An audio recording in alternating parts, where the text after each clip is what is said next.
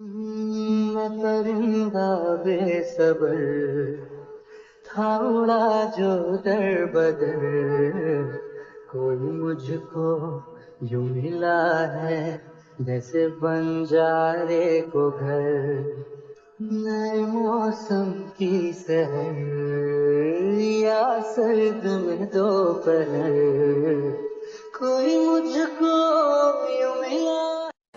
Jungkook যখন নিচে নেমে এলো তখন বেলা বাজে 12টা। সবাই ড্রয়িং রুমে বসে গল্প গুজবে মেতে আছে। ট্রেতে করে সবার জন্য গরম গরম কফি এনে এক এক করে সবার হাতে ধরিয়ে দিচ্ছে। জাঙ্কুক সেখানে উপস্থিত হতেই জাঙ্কুককে দেখে রোজ তাকে ডাকে, ওদের সাথে বসতে বলে। জাঙ্কুক ড্রয়িং থেকে একটা আপেল হাতে তুলে নিয়ে ওদের পাশে গিয়ে বসলো। এগিয়ে গিয়ে জাঙ্কুকের দিকে একটা কফির মগ এগিয়ে ধরে। জাঙ্কুক এক পলক তের দিকে তাকিয়ে বিনা বাক্যে তার হাত থেকে মগটা নেয়। প্রশ্ন করে, আপনার নাস্তা কি এখন এনে দিব? জাঙ্কুক মানা করে, না দরকার নেই। বাদ দাও তোমাকে শুধু শুধু কষ্ট করতে হবে না।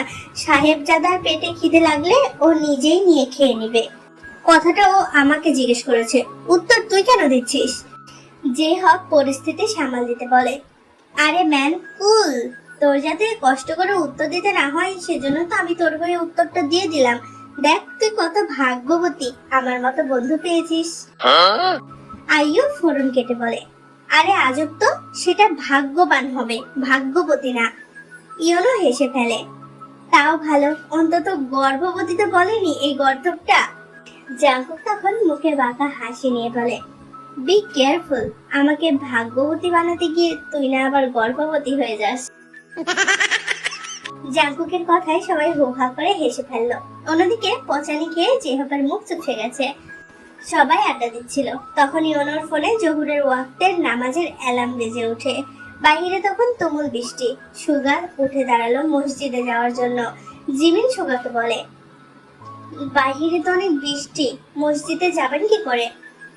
সুগা জিমিনের দিকে তাকিয়ে মুস্কি হাসি উপহার দেয়, সমস্যা হবে না, গাড়ি করেই তো যাব। আর এখান থেকে মসজিদের দূরত্ব মাত্র 7 মিনিট। সবার মধ্যে থেকে ইয়োনো বলল, একদিন বাসায় নামাজ পড়লে কি হয় তোর? সুগা ইয়োনোর কথার উত্তরে বলে, তাহলে শোন, এটা নিয়ে একটা হাদিস আছে। হাদিসটা শুনলে বুঝতে পারবি যে ইসলামে পুরুষদের জন্য মসজিদে গিয়ে জামাতের সাথে সালাত আদায় করা অপরিহার্য। বিনা ওজরে ঘরে সালাত আদায় করার সুযোগ নেই। রাসূল সাল্লাল্লাহু আলাইহি ওয়াসাল্লাম মসজিদে উপস্থিত হয়ে জামাতের সঙ্গে সালাত আদায় করার পর জোরালো তাগিদ করেছেন। এমনকি অন্ধ ব্যক্তিকে পর্যন্ত জামাত পরিহার করে ঘরে সালাত আদায় করার অবকাশ দেননি। ইয়োনো সব শুনে বোঝার মতো করে বলে, বুঝলাম, পুরুষদের জামাতে নামাজ পড়া আবশ্যক। রোজ তখন ইয়োনোকে বলে, তাহলে তুমিও যাও, সুগার সাথে নামাজ পড়ে এসো। সুগা সহমত জানায়, হ্যাঁ চল একসাথে যাই। আমি তো সুগার মতো নিয়মিত না। তো কি হয়েছে, মানুষ তো পড়তে পড়তেই নিয়মিত হয়ে যায়। রোজ নিজের উদাহরণ দেখিয়ে বলে, আমিও তো তেদের সাথে নামাজ পড়তে পড়তে নামাজ পড়া শিখেছি। ওরা আমাকে সবসময় নামাজের জন্য উৎসাহিত করে। এখন আল্লাহর রহমতে আমি নিয়মিত পড়ার চেষ্টা করছি।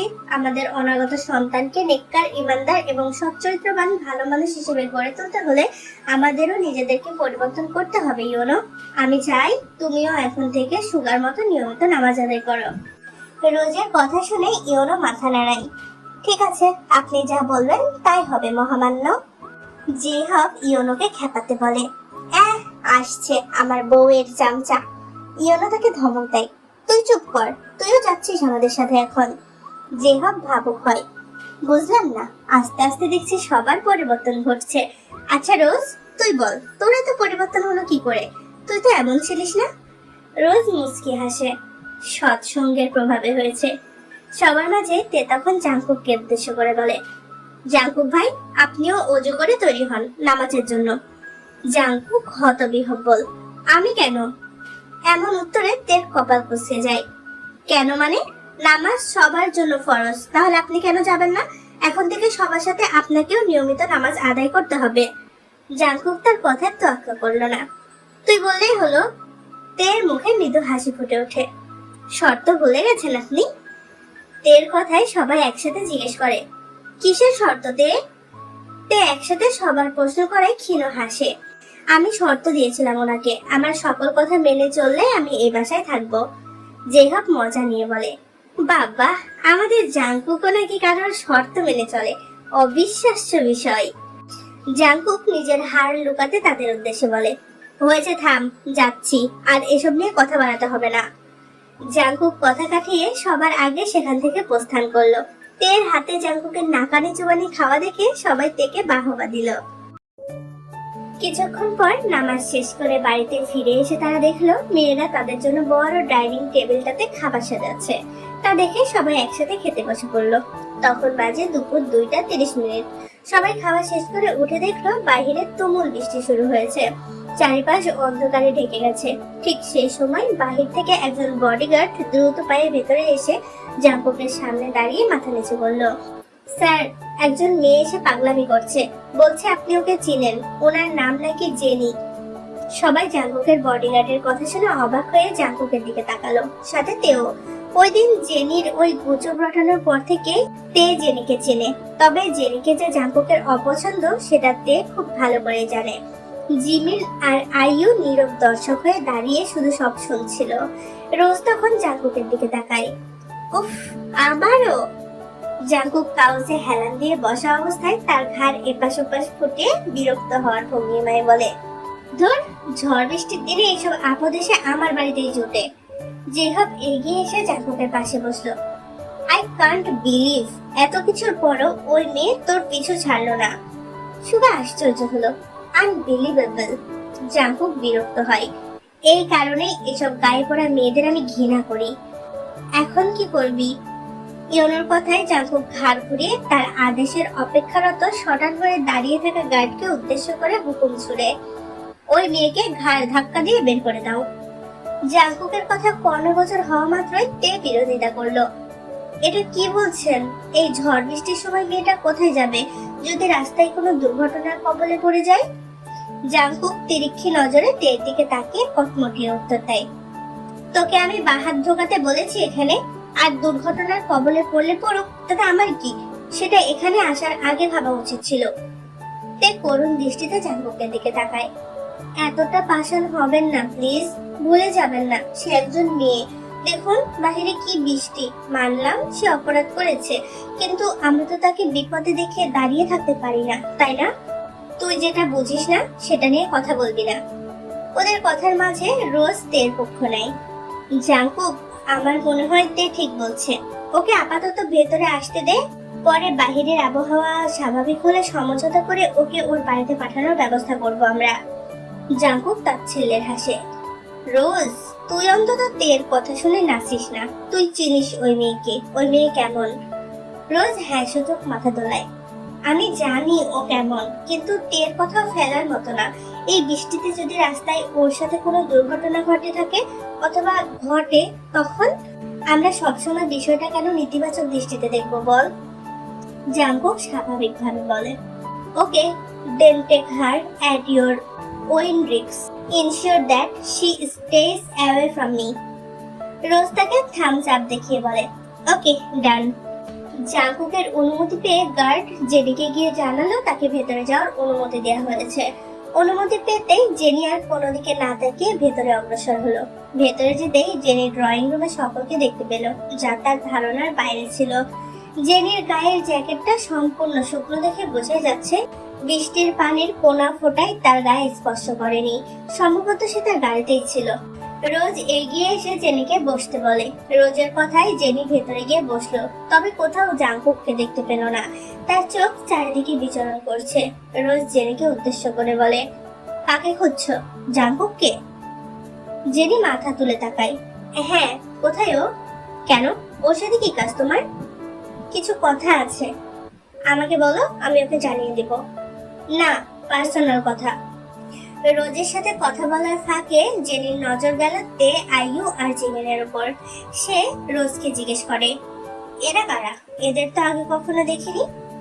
রোজ জেনির কথায় আঙ্গুল দিয়ে তাদের দেখিয়ে বলে, এটা হচ্ছে সুগার ওয়াইফ জিমিন, তার পাশে যে দাঁড়িয়ে আছে সে হচ্ছে আইয়ু, জেহপের কাজিন, আর সবশেষে এটা হচ্ছে আমাদের তে, জাঙ্কুকের কাজিন। তের পরিচয় পাওয়ার পরে আচমকা জেনির চোখ গিয়ে ঠেকলো তার দিকে। তে জেনির মতো এত আধুনিকতায় মোড়ানো না, তবে তার মার্জিত পোশাক, তার মায়াবী মুখশ্রী আর গড়ন সবকিছু জেনির থেকে তাকে আলাদা আর অনেক গুণ সেরা করে তুলেছে। তের লাবণ্যময় মুখশ্রী আর অতুলনীয় সৌন্দর্য দেখে জেনি তার ঈর্ষান্বিত দৃষ্টি দিয়ে তেকে পা থেকে মাথা পর্যন্ত অবলোকন করছে। এতক্ষণ জাংকুক উপরে দাঁড়িয়ে থেকে সবই লক্ষ্য করছিল, ফলে জাংকুকের তীক্ষ্ণ নজরে তা এড়িয়ে যেতে পারেনি। তের প্রতি জেনির এমন ঈর্ষান্বিত চাহনি লক্ষ্য করা মাত্রই জাংকুক গলা উঁচিয়ে তেকে ডেকে ওঠে, তে পাখি, এক্ষুনি উপরে আয়, এসব কুনজরের মাঝে আমি তোকে রাখতে চাই না। তে চমকে উপরে তাকায়, দেখলো জাংকুক অগ্নি দৃষ্টিতে জেনির দিকে তাকিয়ে আছে। তে ব্যাপারটা আয়ত্তে আনতে সময় অপচয় না করে জাংকুকের কথা মতো উপরে চলে গেল। জেনি জাংকুককে দেখা মাত্র বসা থেকে উঠে উপরের দিকে যাওয়া ধরলো। রোজ তাকে বাধা দেয়, কিন্তু জেনি বাধা না মেনে রোজকে হাত দিয়ে ঠেলে সামনের দিকে এগিয়ে গেল।